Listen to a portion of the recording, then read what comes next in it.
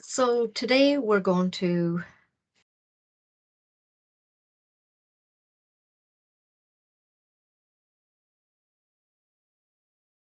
sorry, a bit of a delay there. Today we're going to talk about marketing research, and as always, you can find further information in many general marketing textbooks or specific marketing research textbooks. So Foundations of Marketing and Marketing and Introduction for Students in Ireland both have been around a long time, but these techniques that we're going to talk about are, as I said, have been around a long time. So why are we doing market research? Why is it important? As we've said in other classes, if we're doing real marketing and not just sales, everything begins and ends with the customer. How do we know what the customer wants if we don't gather that information through our marketing research? So some data, it is a few years, it's pre-COVID data, looking at the spend on market research in various countries. We've got all the numbers listed in US dollars in the millions. So we're talking at the bottom here, China, 2,000 million, meaning nearly 2.5 billion, up to the UK, nearly 8 billion, and nearly 21 billion in the US. And then you can see the percent of the global market. So not only is it important in the marketing industry, it is a huge generator of money in itself and a huge area for jobs for a lot of graduates as well in the marketing field. So just to look at what we have here, market-led companies recognize the need to be in touch with what's happening in the marketplace. Market research can play a role in many different activities, as we said. We need to understand as much as we can about our customer.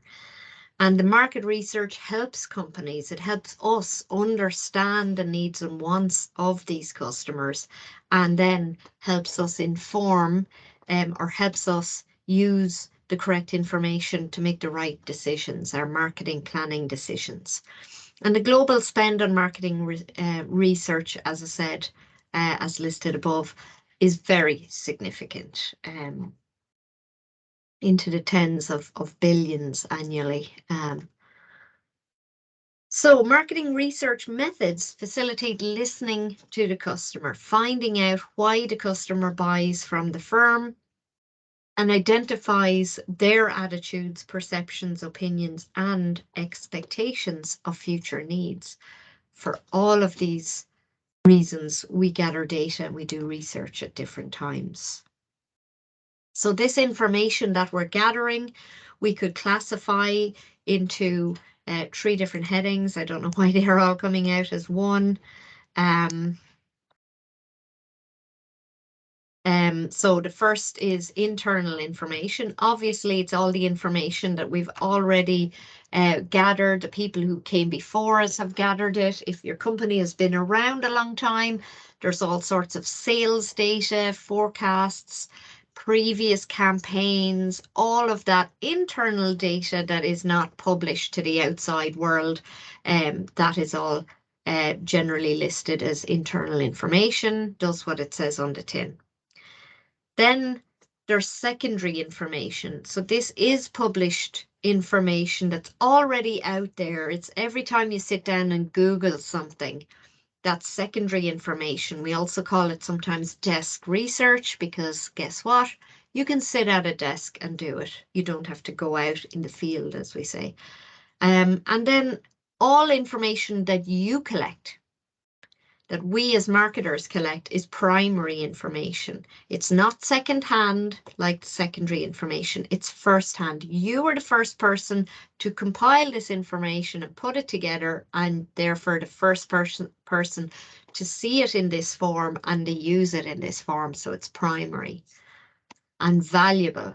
Primary information, both in terms of your college work and in the industry, is valuable and more valued than secondary. Anybody can, spend a half an hour looking stuff up on a computer. Primary information takes a lot of time and effort to gather, but it's more specific, hopefully, to your needs, because you tailor that data gathering to exactly what you need. You ask the questions that you need to answer. If you're just Googling stuff or looking up stuff elsewhere, you're relying on what the other researchers were looking for and hoping that matches somewhat the information that you're looking for.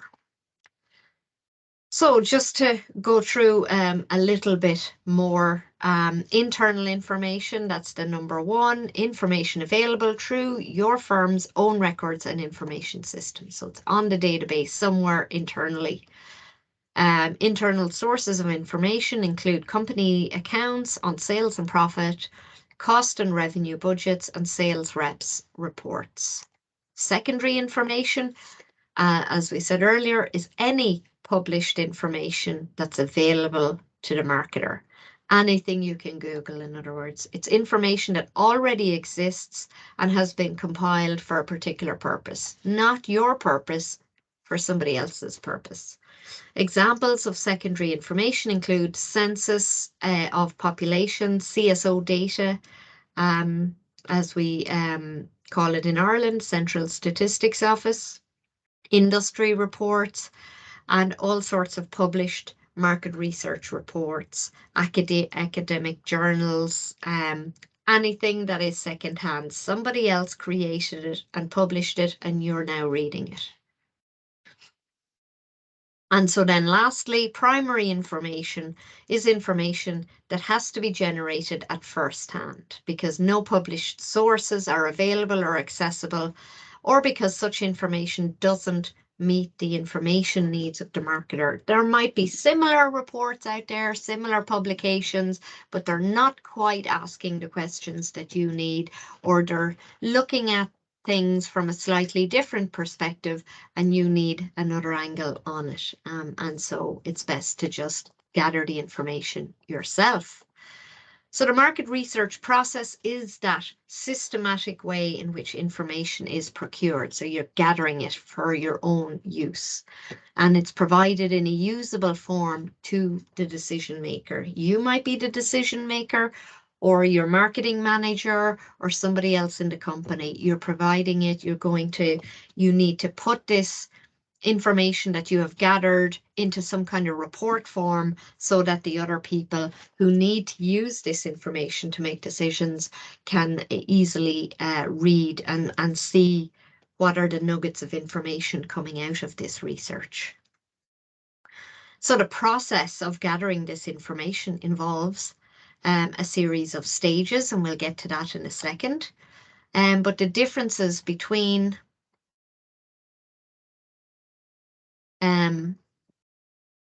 qualitative information or research and quantitative information. So first, we look at qualitative information.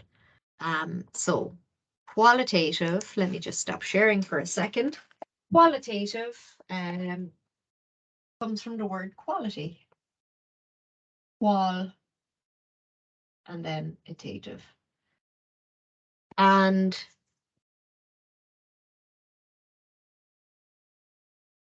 click back. So qualitative information,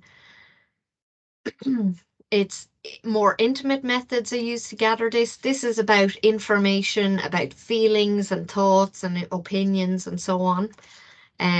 It's studying phenomena in context. It searches for variation. It describes individual cases in detail. And it's more social constructivist. So you don't need to worry too much about that. I'll come back to qualitative in a second. And the other side of the coin, so the information that you gather or the research you do is usually either qualitative or quantitative. So quantitative is the other side, and that, as you may gather, comes from the word quantity. Quants. Boop, boop, boop. So quantitative comes from the word quantity, numbers, anything you can put a number on. So statistics, 9 out of 10 cats prefer Whiskas. 90% of people asked said they would, blah, blah, blah. So general description of quantitative research, strong positivist influence. Don't worry too much about that. Let's move on. Detached methods are used, so it's not as personal. It's not as intimate. The qualitative side is often a one-on-one interview. For quants, you need numbers. You need lots of people. If you're going to say 90%,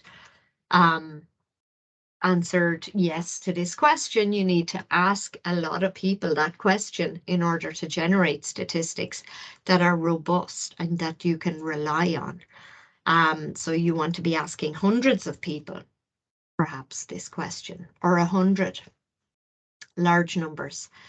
Therefore, it's more detached. So you're sending out questionnaire. You might be sending a survey on social media or standing outside the canteen in the college, asking everybody who passes by if you're looking for student attitudes on something. What flavor would they like? So the emphasis is on quantifying the phenomena, whereas in qualitative, the emphasis was on the qualities of the phenomena. So you might have been just looking for that one nugget of information that's quite interesting. In the quants side, quantitative research, we're looking for anything we can put a statistic on. We're looking for all those multiple choice questions, tick box, 25% ticked box A for this question, all that sort of thing. And so you're able to isolate cause and effect. You're able to search for common denominators. You can have Likert scales in there that we'll see now in a few minutes. So you can have options. Do you agree with the following? Do you agree or disagree with the following statements? And they tick a box. Strongly disagree, disagree, neutral, agree, strongly agree, and therefore you can then say, well, X% ticked either the agree or strongly agree box, so you can add those numbers together and pull out all sorts of data for various questions that you ask, if you ask them in the right way. And so this type of quantitative research generalizes on large samples. So you're trying to get a flavor of a large population of people. So the overall marketing research process, it starts with initial contact. Your boss gives you the verbal rundown of what is going to be expected of your team or you in doing this research. In the college assignment scenario, this is where I stood up in class and I told you what the CA was going to be, the roughly what the assignment was. And then at some point, you got a written brief. So in the college assignment, you got the assignment brief. In the work scenario where your team or you have to do a certain amount of research, you get a brief in that scenario as well of exactly what is required. If you're working, if you're a market research company and you have different clients, then it's the brief the client gave. And all throughout these stages, you can be doing secondary research. You're always looking stuff up to try and fill in the blanks, get yourself up to speed in what it is that is being talked about in the brief, or the overall area. And as you know more and start planning, then you want to fill in more blanks with as much secondary research as possible. And that helps you figure out to see where the gaps in knowledge are. So there's no point in doing primary research if the information is already available at the click of a mouse somewhere. And you want to save your primary research for answers that are not already out there. So you need to first find what's freely available and easily retrievable out there. And then you put together a research proposal of how you're going to fill in the rest of the information that needs to be filled in. So you write a research proposal, and this is your proposal that you give your boss of how you're going to achieve what you have been asked to achieve in the brief. And within writing that proposal, you have to do research in order to have some blanks filled in. You do a lot of secondary research. And then at some point, you design the method that you're going to use for your primary research, your data collection stage. And this is your descriptive or experimental research. This is where you're going to go out and do those surveys, whether you're walking around on the street or you're sending it through social media. It's still the same stage. And you are collecting that data. And then when you have gathered as many of those surveys, or maybe you have done the interviews, or you've done focus groups or observations, whatever it is, you have to then interpret that data. So you've taken notes, or you have the surveys, and you have to analyze to see what is the story that's coming out of what you've done here. And you have to then put it together in some kind of readable manner. So to go through that again, the research brief begins by setting out the marketing problems to be explored and the company's research objectives. So this is where you're given the detail of exactly what's expected of you. Marketing problems might be the need to attract new customers. We need to revitalize things. Other information which will be required, background information. So sometimes it could be company history. If you're working for a client, you need to get that background information from them. Sources of information, lists of potential customers. Again, other information, internal information that your client needs to give you if you're working for a client. Your own internal information if it's an in-house operation. The scale of the project, how big are we going? What's the sample size expected, and so on? What kind of budget have you got to play with? You know, what are the details? You have some limitations that you'll be given, and that should be listed in the brief. And what's the timetable? When are you expected? What is the deadline? There always needs to be an idea of a deadline. Otherwise, you could keep gathering information forever and never finish. So how many people do you include in the sample? So in order to figure that out, you first need to know what's the total population. So this is not what we mean by, you know, according to the census, how many people live in the country. This is the population, the target population. So the target market from whom you want to gather this information. So maybe you're thinking about products for the 2 to 6 year olds, then that is your population. So how many people, how many kids in this case are you just focused on Irish kids in the 2 to 6 age bracket, or is it worldwide, or is it in the English speaking world? So you're targeting the UK and America typically as well, Canada and so on. What's the sample? sampling frame. For your CA, you won't need to know this, but this is part of understanding the sampling process. You need to know what the sample size is. If you're doing a survey, for example, you know, you need to get at least 100 people in a survey.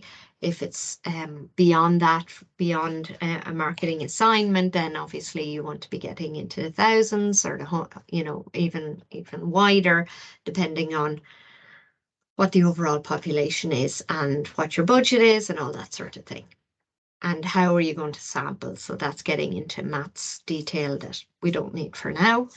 And then, so you agree on how the sample is going to be done. Stages in the development of a questionnaire: planning, design, pilot. So for planning, you first define the research problem, and then you do some exploratory research. You start Googling stuff. So even when you're designing how to do primary, you're still doing secondary. You're doing secondary all the way along, looking up what other people have done, how to design a questionnaire, how to do observations, if you're doing observations, how to do a focus group.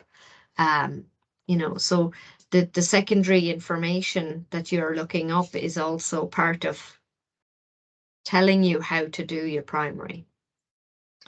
So figure out what information you're looking for. Broadly speaking, what type of information you're looking for, and then specifically groupings of within that subgroups of types of information, broadly speaking. Definition again of the population, the target group within that, the survey method. Are you doing Microsoft Forms that you're sending out? Are you doing SurveyMonkey, you know, whatever software you're going to use? And there are pros and cons for using all different ones. Are you going to go really old school and have hard copy pages that people fill in? It's going to be a very low response rate if you're going old school like that, but sometimes there could be advantages to that. So that was planning. The next is design stage. This is the ordering of topics. So type of question, wording and instructions, layout, scaling. We'll see what we mean by scaling. Again, I mentioned Likert scales earlier, so I'll show you what that is in a second. And probes and prompts. Do you want to actually lead people to ask a certain way or not?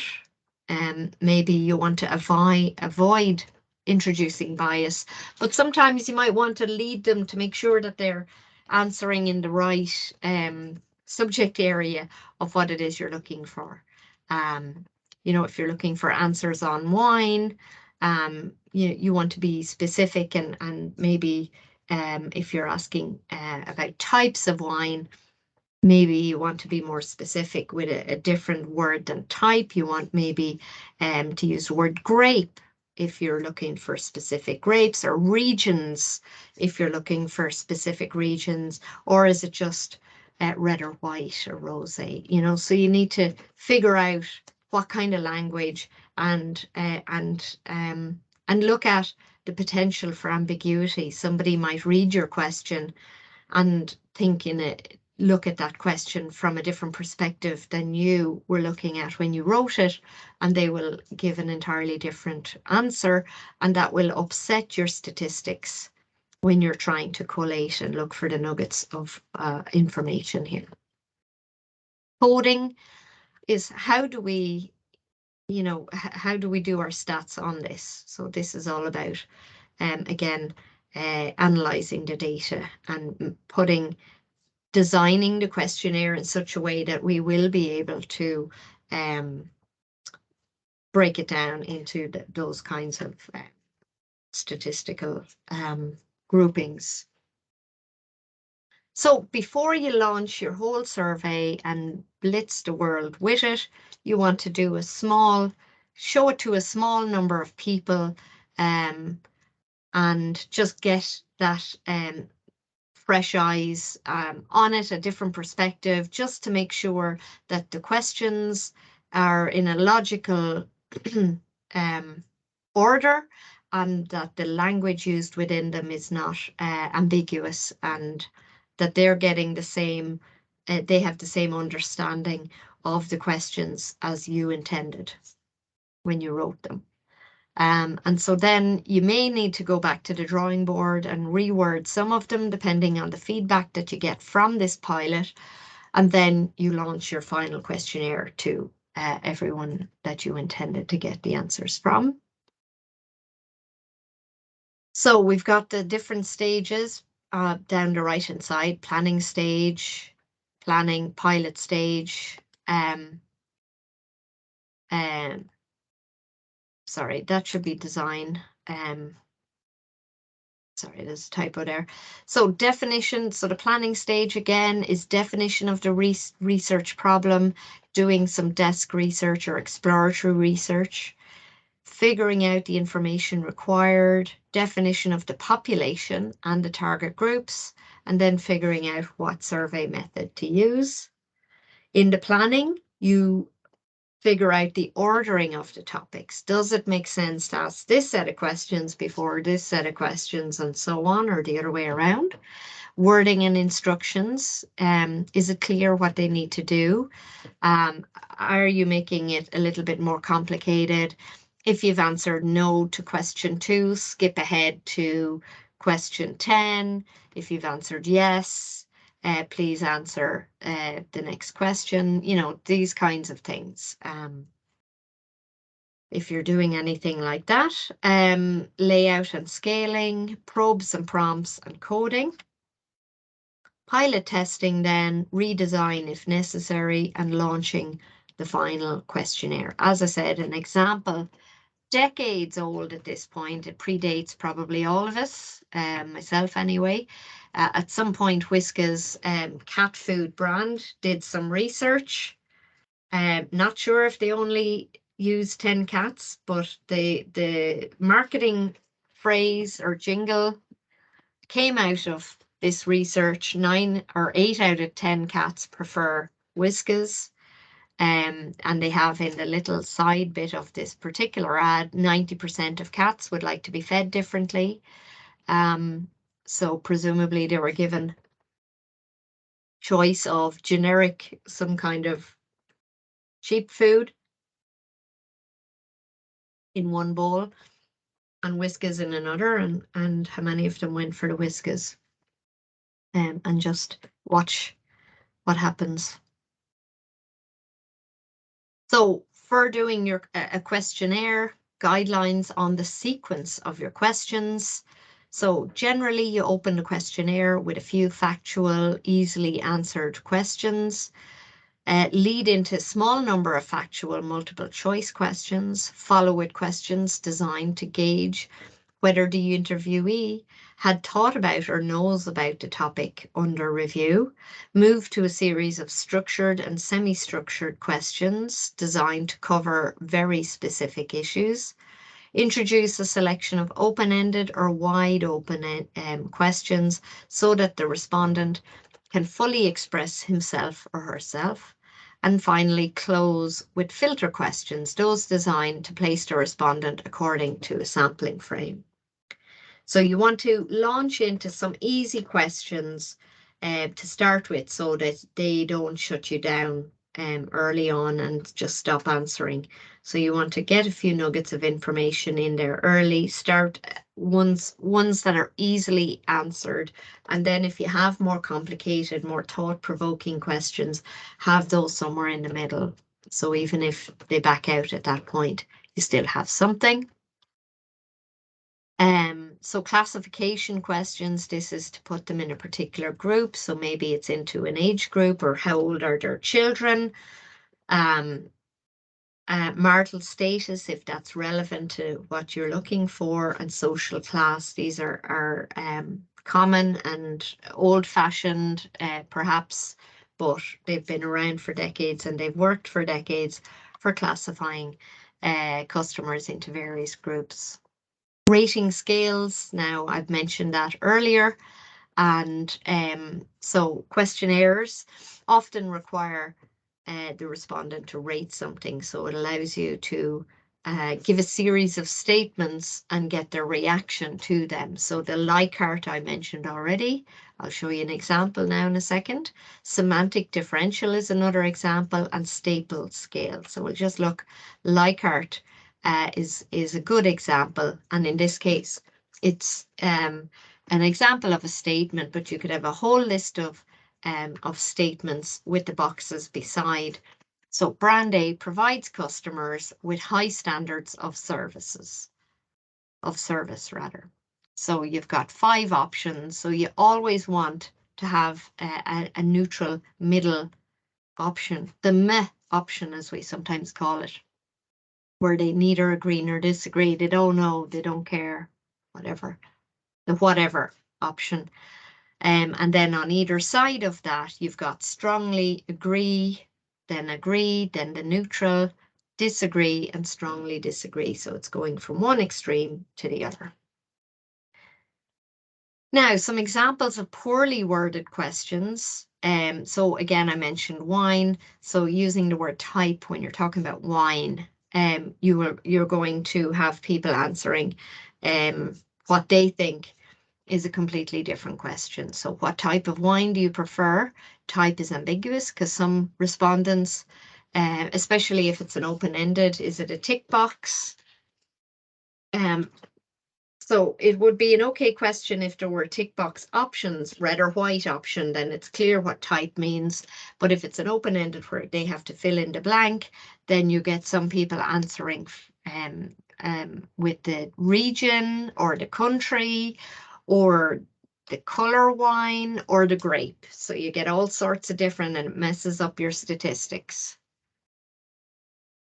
So other bad questions, bad examples of questions. Do you think that prices are cheaper at Asda than at Aldi? So it's a leading question favoring Asda because we say Asda first, that supermarket.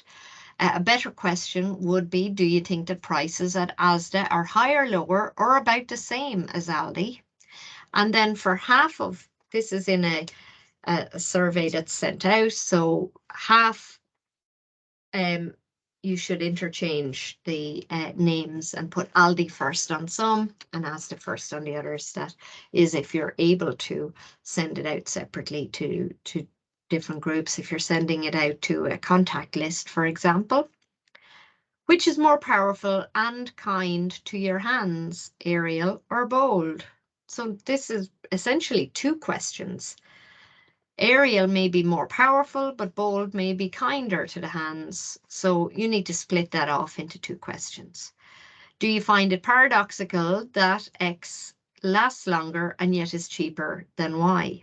So paradoxical is going to be an unfamiliar word if you're just asking general public. Sometimes they won't, it's a bit of a complicated question to ask, and less than a quarter of the population understand big words like that. Understand to the extent where to be comfortable answering the question, and that's what we're here to do. So we leave it out, find an easier way to ask that question. And that's where the pilot comes in, test their understanding. So finally, you're perhaps going to be looking at a lot of YouTube videos as part of this assignment. So here's how to reference a YouTube video in the Harvard style. So number 1, the name, the author is the username of the person posting the video or the channel, if it's a YouTube channel. Actual name if that's listed. Number 2, year posted. You should be able to find that. So you put that in round brackets next to the author. Next, you type the title of the video and you put that in italics. Next is the series title. Now, this is only if in some rare cases on YouTube, it could be a video in a series. And so you have series title after the video title, if that's the case. nothing if it isn't a part of a series. So next is the actual video in square brackets, parentheses or brackets. They look like that. So there they are there. And then you type available at, and then you copy in the URL. So you copy the actual URL. As you know, make sure that you hit return so that it is hyperlinked and they can click on it. And then after that, you type accessed, colon, and then you write the date.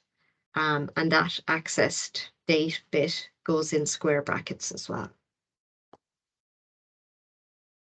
Okay, so that's it, and see you at the next video.